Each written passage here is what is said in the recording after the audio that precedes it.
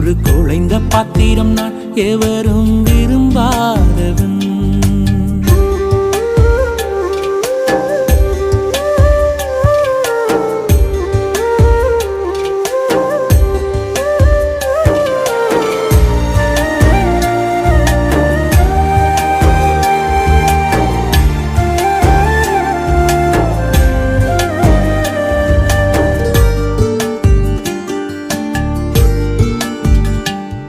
இந்த உலக இன்பம் எல்லாம் மாயையே,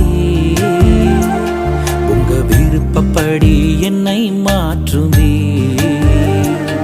இந்த உலக இன்பம் எல்லாம் மாயையே,